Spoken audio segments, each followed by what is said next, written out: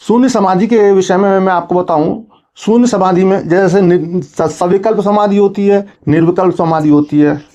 सविकल्प समाधि में जब साधक उतरता है, सविकल्प समाधि की अवस्था में पहुंचता है, तो उसे जो भी विकल्प हैं, जो भी जिन जिन पर धारणा करता है, वो जिन जिन जिन विषयों पर ध्यान करता है, वो विषय उसके सामने क्लियर होने लगते हैं।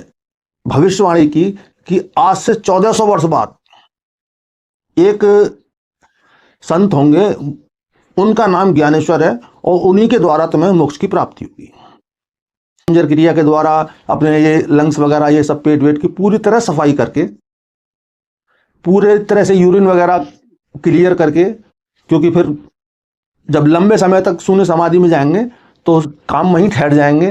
तो जरा सा भी कोई रुका हुआ जल, या जैसे कि सांस गहरी होने से सामान्य 1 मिनट में हम 18 से 17, 18, 19 जो भी श्वास लेते हैं, वो काउंटिंग कम होने लगती है। जब आप प्राणायाम शुरू कर देंगे करना, तो जिस समय प्राणायाम कर रहे हैं वो तो कर ही रहे हैं, लेकिन आपके लंग्स जो खुल जा रहे हैं, गहरी श्वास जा रही, डीप ब्रीथिंग जो हो रही है आपकी,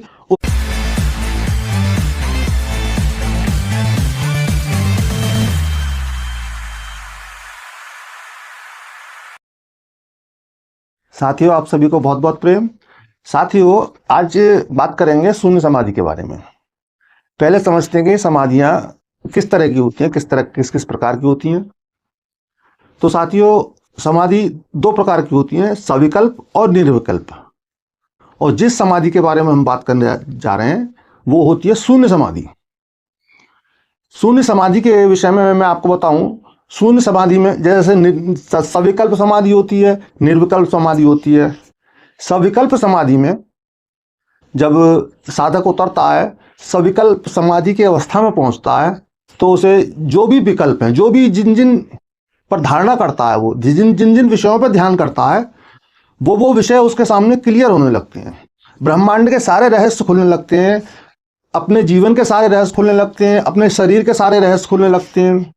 जैसे कि हमारे शरीर के अन्नमय कोष, प्राणमय कोष, मनोमय कोष, विज्ञानमय कोष, आनंदमय कोष, जितने भी ये कोष हैं, सभी का विज्ञान सविकल्प समाधि में होता है।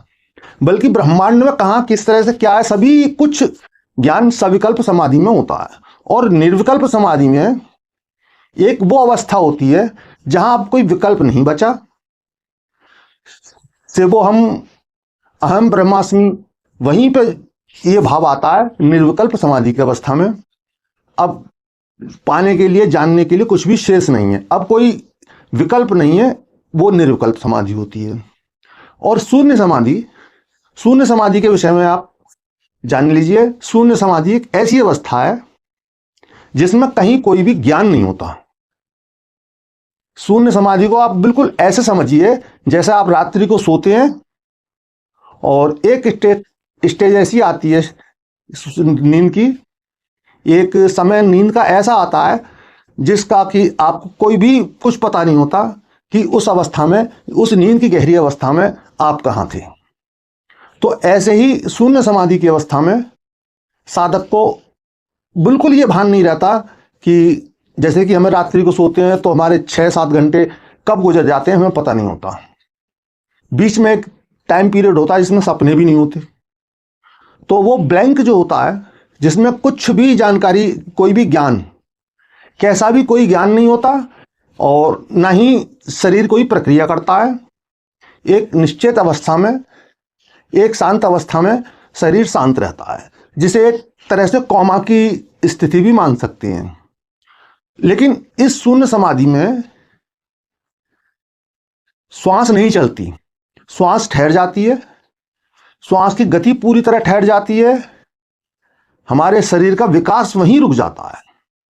हमारा शरीर पूरी तरह जीवित होता है लेकिन निर्जीव होता है। बहुत शून्य चेतना रह जाती है। तो चेतना तो रहती ही नहीं, बल्कि क्योंकि शून्य समाधि में चेतना का तो कहीं क्षण मात्र भी होती नहीं। सिर्फ जैसे कि रात्रि को एक गहरी नींद, उस अवस्था में शून्य समाधि में पहुंच जाते हैं। इस विषय में मैं आपको कुछ एग्जाम्पल बताऊंगा। जैसे एक संत हुए, बहुत बड़े संत हुए, संत योगेश्वरानंद, संत योगेश्वर।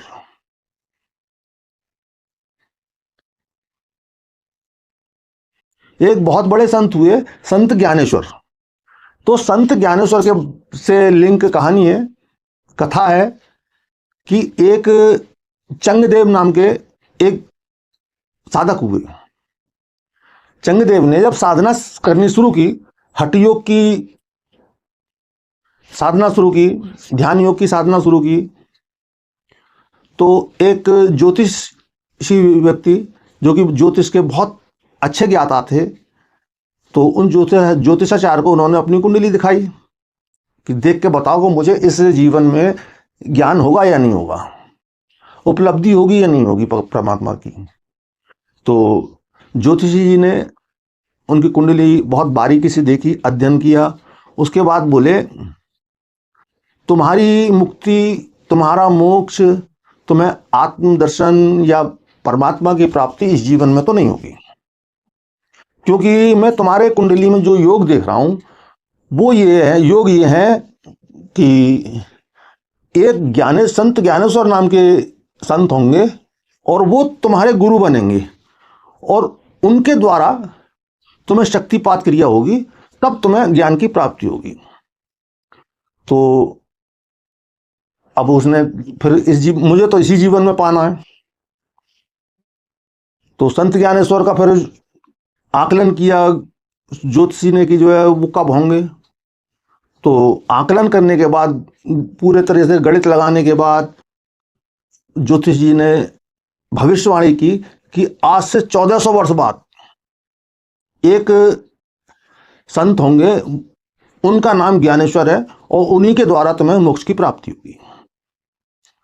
तो फिर उसने जो है, जो चंगदेव थे, उन्होंने जो है अब ये प्रयास करना शुरू किया कि कैसे जो है 1400 साल तक जिया जाए। तो हठ योग के बहुत से आचार्यों से मिले, जो हठ योग के बहुत सिद्ध योगी थे, उन लोगों से मिले और उन्होंने हठ योग की क्रियाएं करनी शुरू की। और हठ योग की क्रियाएं करते करते वो शून्य समाधि में पहुंचने में पारंगत हो गए। अब शून्य समाधि में, जैसा कि मैंने आपको बताया, टाइम वहीं के वहीं रुक जाता है, हम टाइम से बाहर चले जाते हैं। शून्य समाधि की अवस्था में शरीर वहीं के वहीं ठहर जाता है, हमारे शरीर में कोई प्रक्रिया नहीं होती और उससे पूर्व कुछ तैयारी करनी होती है शून्य समाधि में प्रवेश करने के लिए। जैसे कि षट कर्मों के द्वारा शारीरिक शुद्धि की जाती है पहले, क्योंकि जब आप लंबे समय के लिए समाधि की अवस्था में बैठ रहे हैं, 2, 4, 6 दिन, 10 दिन, 1 महीना, 6 महीना, साल, 2 साल, तो ये साधक के संकल्प के आधार पर वो समाधि शून्य की अवस्था में चले जाते हैं। जैसे कि बहुत सारे योगी आपने सुने होंगे कि हजारों वर्ष तक जीते हैं, तो वो शून्य समाधि के कारण ही ऐसा संभव हो पाता है। शून्य समाधि के कारण ही हजारों वर्ष तक योगी जीवित रह लेते हैं और अपनी साधना समय के अनुसार करते रहते हैं। तो सबसे पहले षट कर्मों के द्वारा शारीरिक शुद्धि, मल जैसे एनीमा वगैरह, बस्ती क्रिया बोलते हैं योग में, लेकिन आसान भाषा में एनीमा के द्वारा पूरी तरह से मल की सब साफ सफाई, जैसे जैसे हमारे कुंजर क्रिया के द्वारा अपने ये लंग्स वगैरह, ये सब पेट वेट की पूरी तरह सफाई करके, पूरे तरह से यूरिन वगैरह क्लियर करके, क्योंकि फिर जब लंबे समय तक शून्य समाधि में जाएंगे तो काम वहीं ठहर जाएंगे, तो जरा सा भी कोई रुका हुआ जल या कोई भी रुका हुआ मल वो बाद में तकलीफ दे होगा। तो चंगदेव ने शून्य समाधि का अभ्यास कर लिया और ज्योतिषी के द्वारा उन्होंने ये जान लिया था कि मेरी मृत्यु कब होगी। तो साथियों, मृत्यु का भी एक सिस्टम कुछ अलग तरह से है। सामान्य व्यक्ति समझते हैं कि मृत्यु का कोई टाइम पीरियड होता है कि हम इतने साल जिएंगे या इतने महीने जी, या दिनों का हिसाब समझते हैं, जबकि श्वासों का, हमारे जीवन का जो जीवित होने का एक माध्यम है, जीवित रहने का जो माध्यम है, वो स्वर विज्ञान है। स्वर विज्ञान में क्या है कि जो भी हम श्वास लेते हैं, तो हम जितना भी जीवन लेके आए श्वासों की काउंटिंग के हिसाब से आया। हमारा जीवन कितनी सांसें लेंगे, हम सारे जीवन में कितनी सांसों से हम जीवन जिएंगे, कितनी सांस, एक एक सांस हमारे जीवन के लिए बहुमूल्य है। तो जितनी सांसें हमारी लिखी हैं उससे एक कम नहीं होगी, एक ज्यादा नहीं होगी। तो लेकिन योगी लोग इसको भी बढ़ा लेते हैं।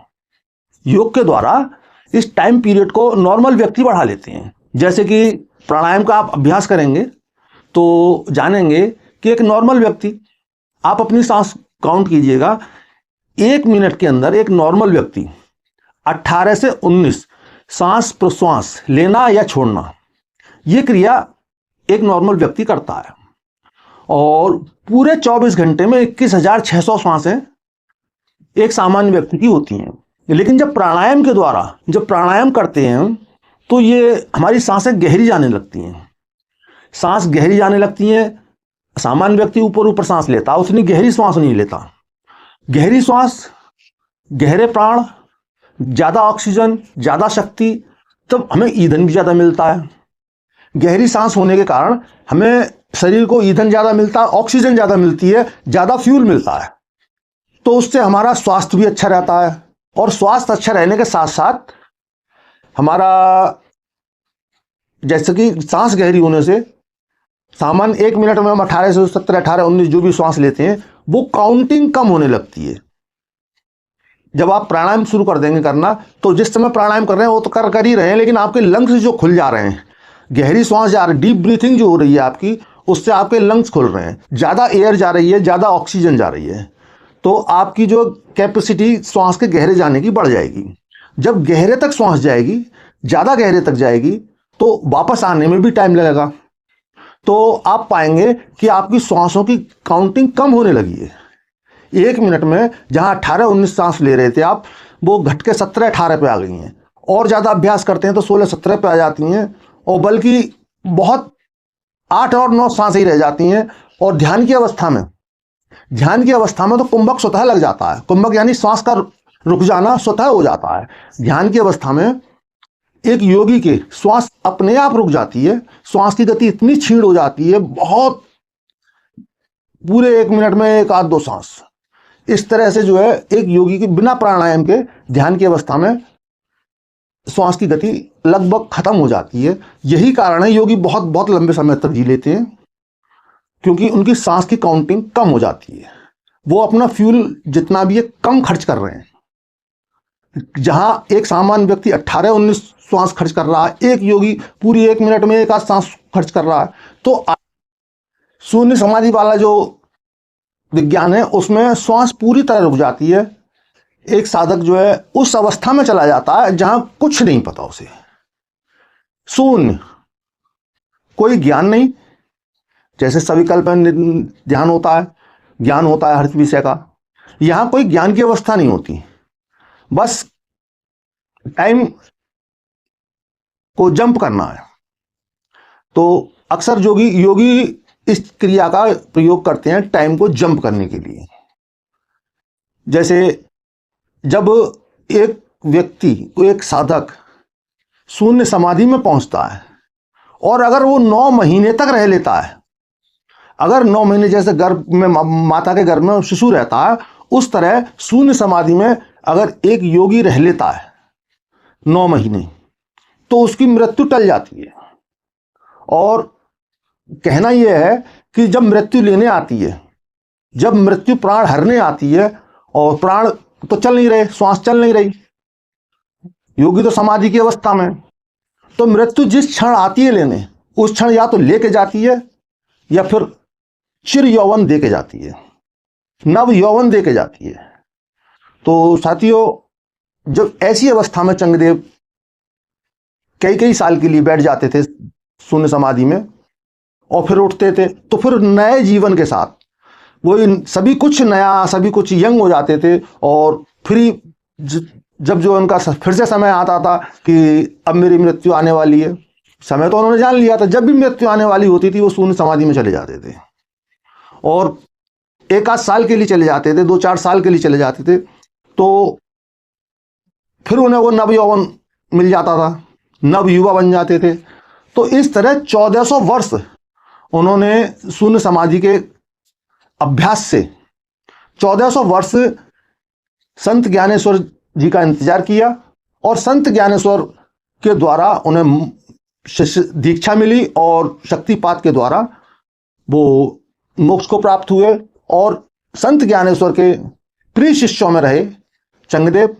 तो साथियों, अब इसमें आवश्यक क्या होता है, कैसे लगाई जाती है शून्य समाधि, कुछ हाथ थोड़ा सा मैंने आपको बीच में बता दिया कि बैठने से पहले, पूरी शून्य समाधि में जाने से पहले षटकर्मों के द्वारा पूरी साफ सफाई शरीर की बॉडी की करनी होती है। इसमें त्रिबंधों का बहुत ज्यादा प्रयोग किया जाता है। प्राणायाम और इन सब चीज का बहुत ज्यादा अभ्यास कर लेने के पश्चात उड़ियान बंद, जो कि हमारी ये नाभि विशेष, इसमें उड़ियान बंद है और मूलाधार भी और जालंधर बंद भी, तीनों ही बंद प्रमुख है, मुख्य है, लेकिन विशेष है उड़ियान बंद।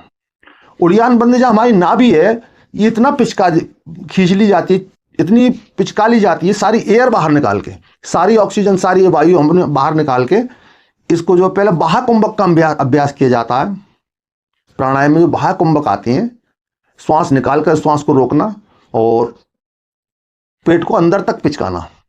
तो जब पेट की नाभि हमारी रीढ़ की हड्डी को छूने लगती है, पेट इतना चिपक जाता है कि रीढ़ की हड्डी को छूने लगती है, तो यहां पर एक पंखा होता है, छोटा सा पंखा है टाइप का, तो वो उससे ब्लॉक हो जाता है। हमारी नाभि से जब अंदर पिचक जाती है उड़ियान बंद के द्वारा, तो वो पंखा चलना बंद हो जाता है और हमारी जो श्वास लेने की आवश्यकता है वो खत्म हो जाती है। उस समय हम बिना ऑक्सीजन के रह सकते हैं, अगर हम उस स्थिति में उड़ियान बंद को लगा सकें। अक्सर उड़ियान बंद का, अक्सर क्या, हमेशा उड़िया बाबा हमेशा उड़ियान बंद लगाते थे, इसीलिए उनका नाम उड़िया बाबा था।